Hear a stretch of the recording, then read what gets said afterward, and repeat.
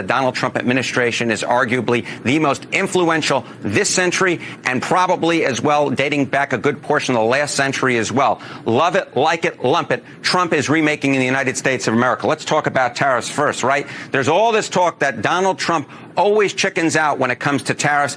No tacos for Trump. The effective tariff rate, get this, it's 18%, the highest since the FDR administration in the 1930s, up from, get this, just 2% last year. From just 2% last year, we're talking about a level, an effective tariff rate level, get this, 9 times as high this year than last year. But it's not just on tariffs. Get this, 2025 net migration in the United States down at least 60% from last year. In fact, we may be heading for the first time in at least 50 years in which we have net negative migration into the United States. And last year, of course, in 2024, the net migration in the U.S. was 2.8 million. But get this, how is Donald Trump doing it? Well, he is signing a ton of executive orders. Get this, 180, the most in a year since Franklin Delano Roosevelt. Oh, my goodness, you have to go back to the first half of the 20th century, the last century. And to make a comparison, Joe Biden signed, get this, just 77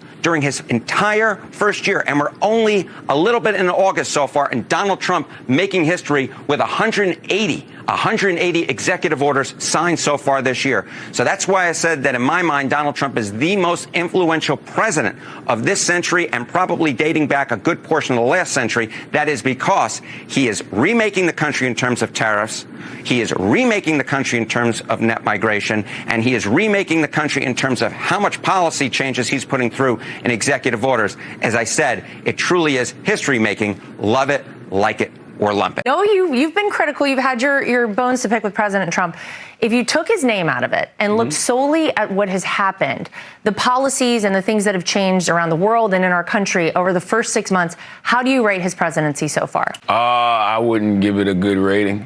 Why not? Simply because, the least of us are still being impacted the worst. Like when you look at something like, the big, beautiful bill, that's something that, I'm going to benefit from because of the tax bracket that I'm in. But, there's going to be so many people that's hurt by that bill. And, anything that, takes away Medicaid from people and is going to put people in a worse financial situation than, they were previously in, I'm not for. And, he ran on that. Like he ran on, the economy. He ran on saying that, grocery prices were going to be down and, That has happened.